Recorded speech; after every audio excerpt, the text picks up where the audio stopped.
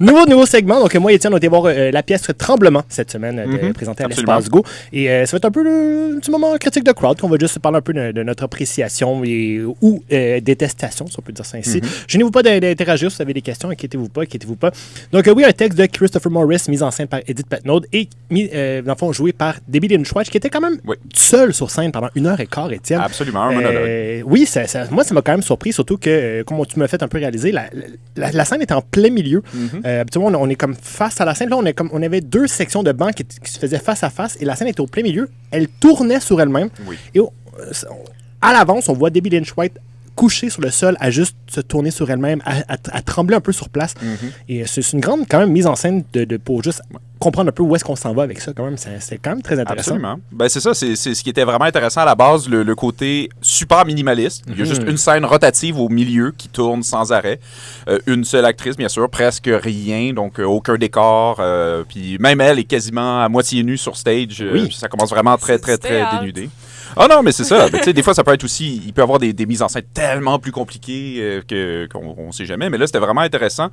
Le fait que la scène était rotative faisait en sorte que Debbie Lynn était toujours en mouvement, à marche. Puis la pièce au complet parle de... notre rapport à l'aide internationale. Puis oui, ben c'est ça, c'est une médecin internationale qui vient aider dans un autre pays, en République centrafricaine, exactement. Puis c'est vraiment intéressant. Puis justement, si on parle beaucoup de PTSD, dans le fond, du syndrome post-traumatique, justement, de l'aspect de toute l'adrénaline, mais aussi après ça, comme ce que tu vis là-bas. Puis, admettons, elle, à l'aide d'une personne qui a avoir un avortement, parce que c'était son amie, mais en bout de ligne, elle a mis en risque aussi tout le Médecins sans frontières de se faire crisser dehors du pays. Donc, tout un gros geste pour aider une personne, puis c'est le gros contraste de comme, mais là, j'ai été égoïste finalement d'avoir aidé mon ami, mais en même temps, pourquoi j'aurais pas aidé mon ami? C'était vraiment très intéressant. Puis tout l'aspect, comme elle tremble tout le long, elle a des petits espaces, c'est vraiment, on dit qu'on est vraiment dans sa tête, puis même la scène qui tourne, moi, je le voyais beaucoup comme, un peu, on est dans sa tête, tout bouge trop vite. Des fois, elle marchait à contresens de la plaque tournante, des fois, dans le même sens. J'ai l'impression qu'on est vraiment là, comme être dans sa tête, puis comme tout se passe trop vite, et elle change d'idée de gauche à droite. Honnêtement, c'est pas une pièce pour les non-érudits un peu comme moi. J'ai trouvé ça un peu overwhelming, sincèrement. C'était assez intense. C'est sûr que le sujet à la base est vraiment, vraiment dur. Là. On s'entend que c'est elle qui raconte à quel point elle a été traumatisée de son expérience à faire de l'aide internationale, dont en partie en Centrafrique, puis l'autre partie qui était sur des bateaux en Méditerranée qui viennent en aide aux réfugiés. Et puis c'est vraiment ça. Par contre, ce qui est vraiment fort au point de vue théâtral, c'est vraiment le fait que, comme la scène est rotative, elle marche tout le long. Donc, elle tourne en même temps que la scène rotative tourne. Ce qui fait en sorte qu'elle-même est toujours à bout de souffle. Puis, on s'entend, là, c'est 1h15 de pétage de coche de elle qui capote à quel point son expérience était traumatisante.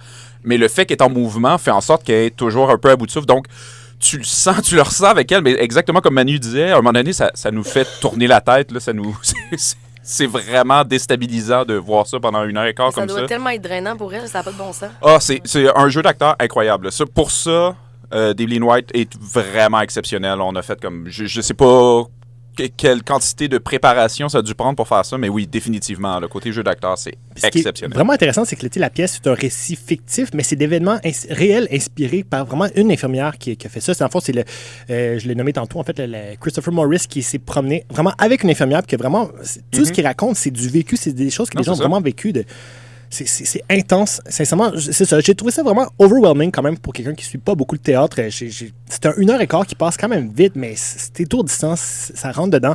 Je t'avoue que pour une prochaine pièce de théâtre, j'aimerais mieux de quoi de moins expérimental. L'Espace Go est quand même reconnu pour ça, Étienne.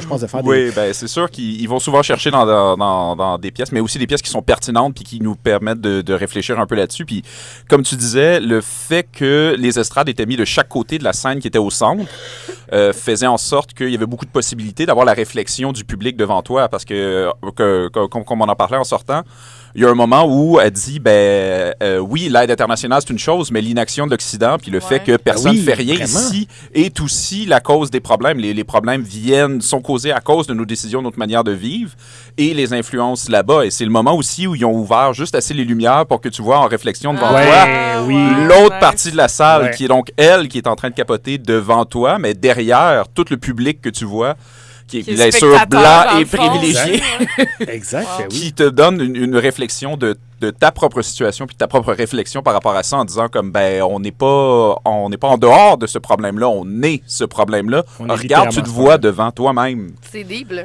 Ouais, mais c'est ça.